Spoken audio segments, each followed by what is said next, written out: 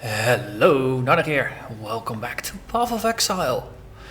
I am standing on the waypoint in the ledge, and in previous series I've always been struggling with what direction to actually go in from here.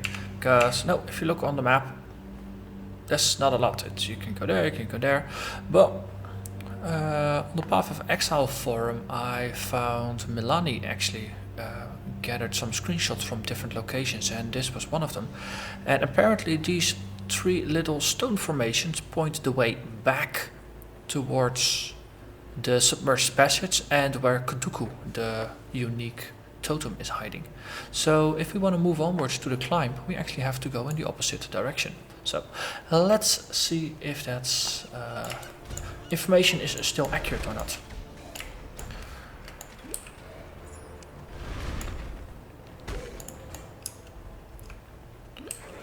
It's from a it's relatively recent data. I think it's a 2-month-old post. So let's see if this works, and if so, then we've all learned a new trick to find our way on the ledge. So why are you not dead? Yes, thank you.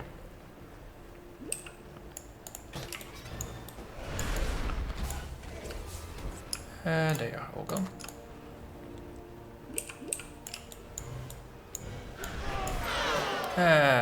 Nice. Blasphemy gain a level. Oh, that's nice. What's the range now? 12% increased area of effect. So means I really need to start using this. Freezing Shrine. That's going to be very useful with these strong blocks over here. Let's do some cleaning up first. Okay, strong box. Yes. Then, for good measure, we throw down some traps. So, 6 traps down, hit the strongbox and port out, and then we just contagion the heck out of everybody.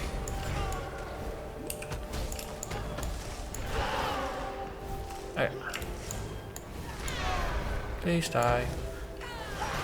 Yeah, thank you. Alright, now stop freezing. In these shrines, they always seem to inflict some kind of performance penalty, because probably it's just pretty heavy to calculate all the graphics for those things or something. So they are nice, but if there's no monsters around, I just disable them. It's not like I really need the shrines for normal gameplay. Oh, and I'm playing patch 2.1.1b. That was released last night, and that's mostly a bug fix patch.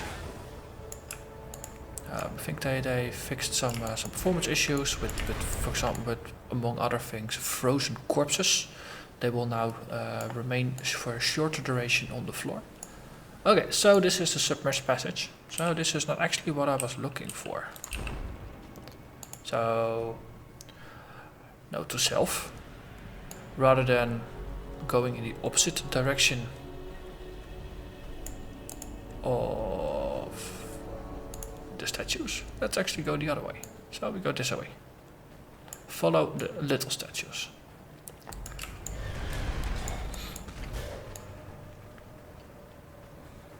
So I probably just misunderstood the forum poster. Also, Talisman, dead hand Talisman. You split it pretty much.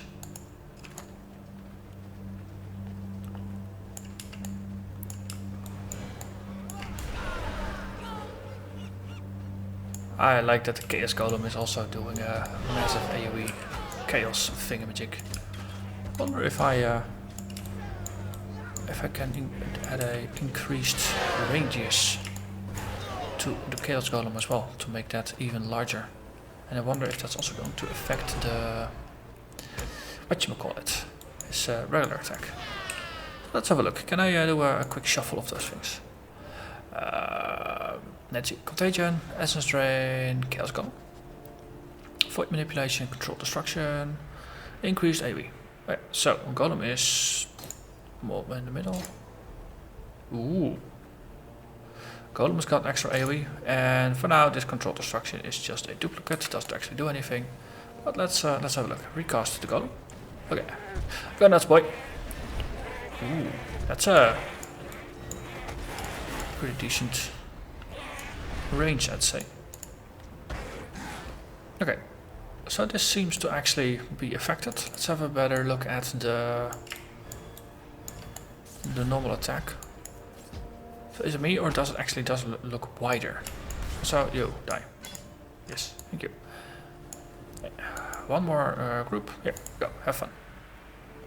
Come on, don't be scared. Yes. So it's 3 attacks wide, or 3 lanes wide. I think it's 3 wide. People see it better if the golem is attacking that way. Alright, so now we take it away. We do a swap.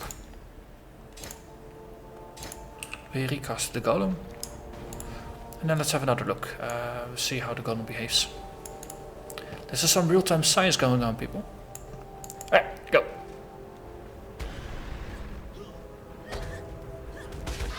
Alright, I don't really notice a noticeable difference. It's slightly smaller.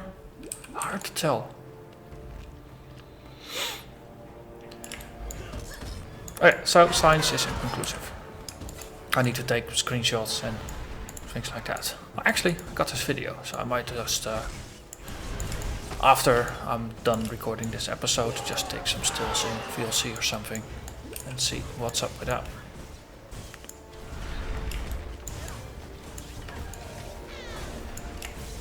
Okay, bye bye Kuduku, and give me your armor scraps. And multiple scraps.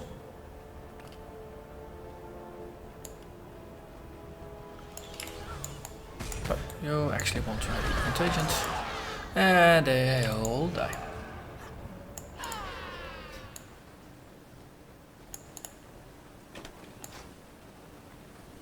And a stone altar, which is also pretty convenient, next to the climb. I think I had enough things to open up another monster, so let's do that. I think I ended up doing a full clear of the entire ledge, which doesn't happen too often. Most of the time you go in one direction, do some other things, and then on the way out to the other direction in a separate instance.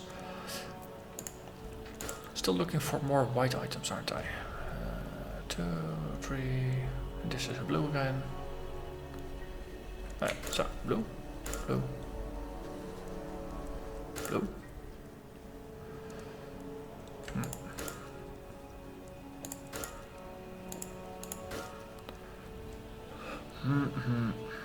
Indeed. Okay, no, I got... Alright, this is gonna be a bit of a mixed bag. But already used up this hand thing, then it's gonna be this one. Okay. Hey ho, let's go.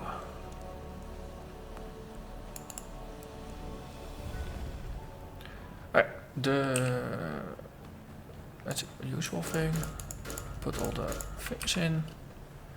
Hide the items. 1, 2, 3 conversion traps. Then we hit the button. And let's get out of range. Contagion. And watch the carnage unfold.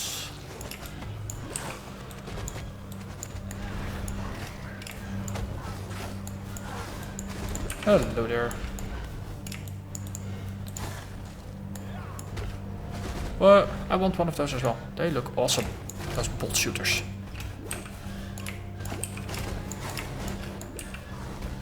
Also, the thing actually does quite significant damage. Hello? Did the thing run away? What? Okay, so where's the boss? Ah, he died. That's why I couldn't see him. So we got a flaming clutching talisman. Increases global defenses. That's pretty decent as well. Extra fire damage to attacks. Good stuff. I like how it's increasing global defenses, so it will work for armor, energy shield and evasion rather than just picking one of the three. So this will work for anyone using any kind of defenses, and it will just get boosted.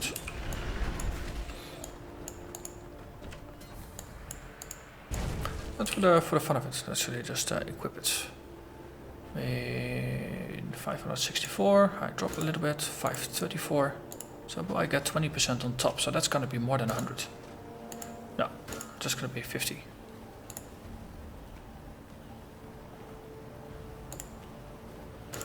Okay, so it's something that stacks with another type of bonus, of which I already have quite some. So the increase is more modest than you would expect. Probably because I already have close to 100% increased energy shield, that the impact on the energy shield is not as significant.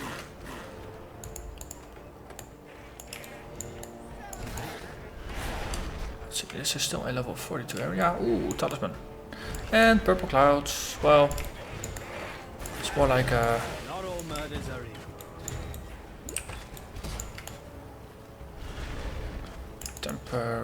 Temporal change effect, isn't it? It's like a portable blasphemy cloud.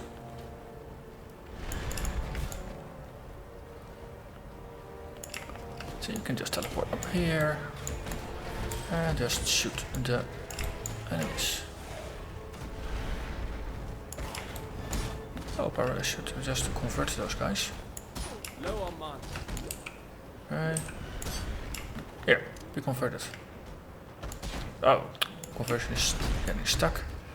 Right, this way I can just recruit this shaman to help kill the boss, and after that, well, you're not useful anymore. Thank you. So let's resummon my chaos golem. Whoa, that was supposed to be an ID, not a portal. Okay, so portal there is kind of annoying. Let's move the portal out of the way. What's in this? 40% more items. I can get behind that.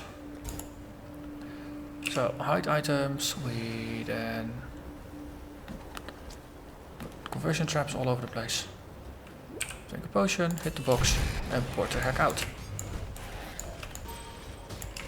And then we just spread contagion and wait for people to turn back into their hostile selves. Also, I think someone ran away. Come on, chickens.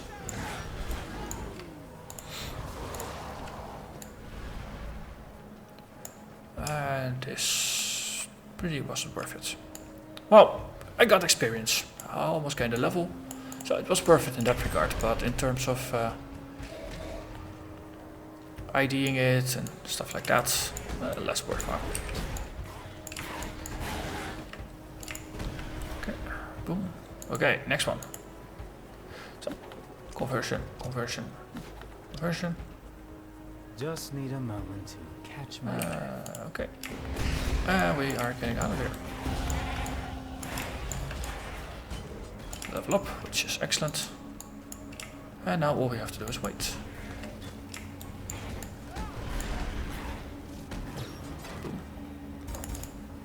So this is more like it's orbital transmutation, another orbital transmutation, superior tomahawk, which we can turn into a chromatic orb because it has RGB sockets, and the second point into chaos resistance.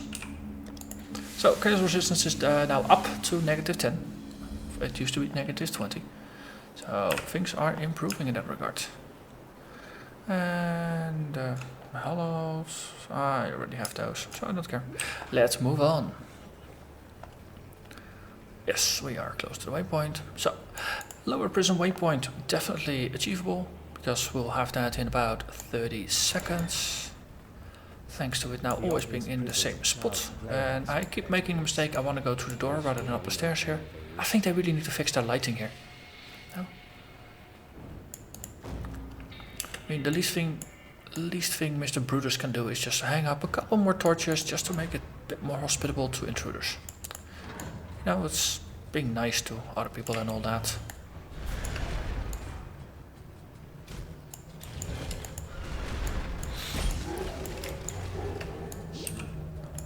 Also, I might have to go back to town to talk to someone, since I think I will get a reward now. Or I'm completely off the mark here. If I remember correctly. And town was definitely called Lionel's Watch. Yes.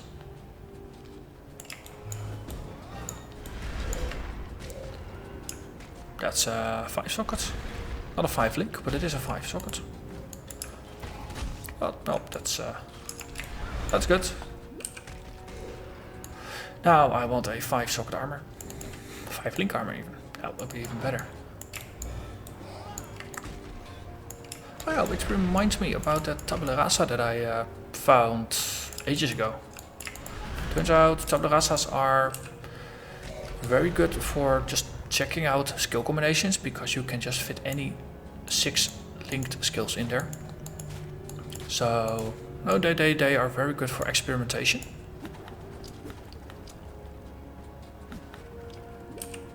Let's see, get out here. But the trade-off is, of course, that you give up all defenses from your body armor. So you need to get your resists and life and energy shield and evasion from your other gear. So in that regard, as main armor, I don't think I'm quite fond of it, because you're sacrificing quite a lot for the ability to try a build before you are capable of running it, so to say. I think this is a dead end. So I need to backtrack a bit. Oh. Go through here. But if I have an idea of certain skill combinations I want to try, I can just put on the tabula rasa and go off into a lower level area and then just have fun. And this is usually chatters. Yeah. Also, just gonna stand here and watch. Right. I'm done watching.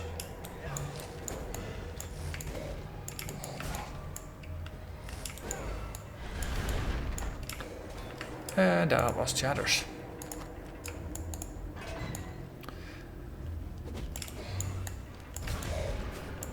And that's Lantador's Lost Love. Hey, cool. That's the second card.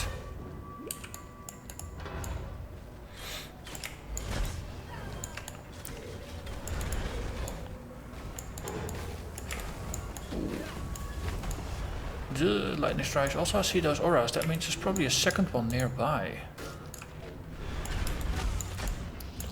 Exactly.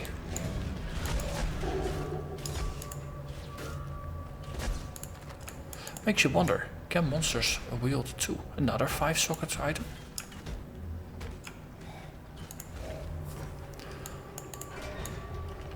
I think this bears some experimentation as well. So as I need to kill most of them and just keep one of them alive.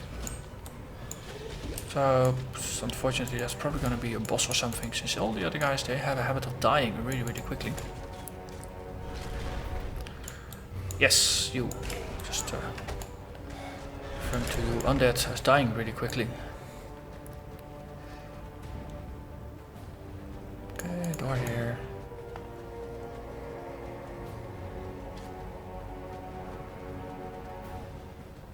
Upper prison. Very good. This is a level 43 area. So I had a brief check on the Path of Exile wiki, because that place is a very good treasure trove of information about monster damage, basically monster damage output across levels. So it turns out going from 42 to 45, it's 3 levels extra, but monster damage increases from 120 DPS to 150 DPS. So basically they get a quarter extra damage in 3 levels. So the numbers might not go up quickly, but their damage does. So that's something to be aware of. If you are leveling here, monsters will start doing a lot more damage, and especially if you consider that boss monsters. So that's the yellows and the gold monsters. They have their level is 2 levels higher than regular monsters in the level. So 43 here. That means that the bosses here, like for example that yellow over there, is going to be a level 45. So the damage that this monster does, even if it's were a white monster at that level 45, he would already do a lot more damage. But because it's a yellow, he does even more damage. So things get scary quickly, and it's best to be aware of what happens, especially level increases between different areas. Pay attention, because otherwise you might be caught unaware of monsters that suddenly hurt a lot more than you're used to.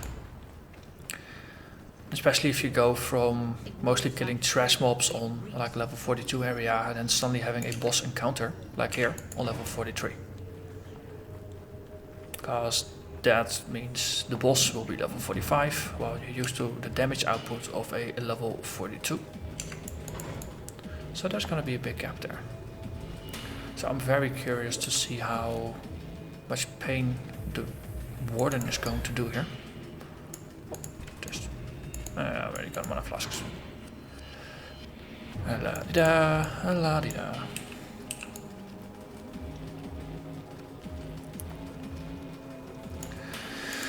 Warden, hello. Did you miss me? Let's have a look. Full energy shield. You just gotta have. Okay, so one hit, I lost my full energy shield. I'd say that's rather significant. That's close to 600 points of damage. Also, please don't grab me with your chain. That hurts, you know. Okay, so yeah, I think I'm very lucky that I am a very dodgy character. I mean, 50% evasion. On top of that, I got some physical damage reduction. I should have actually my Arctic armor up. I wasn't. That's kind of bad.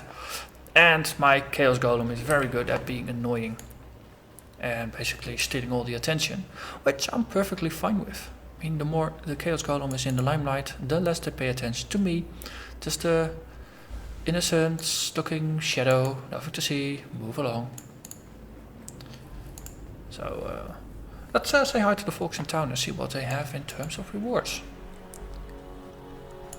Tartley, hello there. Gloves. Yay. So it's nice actually that they give you a evasion, energy shield and an evasion / energy shield. So you can pick what you want based on your class's elements or defense types. So I'm going for trap pyramids in this case, because those are what I tend to use.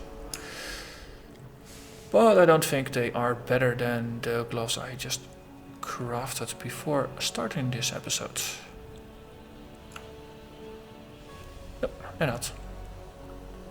Okay, well, that's a bunch more talismans for the storage. I'm very happy with the increased frequency of talisman monsters. Ooh, we got a skill reward. That's even better. Lesser multiple projectiles, faster casting, weapon elemental damage, increased crits, and curse on hit. Well, normally I would say, hey, curse on hit, awesome, that's nice.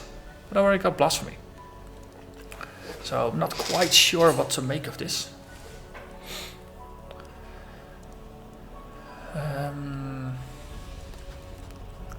Also, I don't actually have any spare links. So this is a bit of a tricky one. For now, let's pick cursor on hit anyway and just put it in the stash. Well, that's I think this has been a successful run. So Warden defeated. Not as scary as I was expecting him to be. But no, keep your fingers crossed, be careful. But I had expected him to be more worrisome.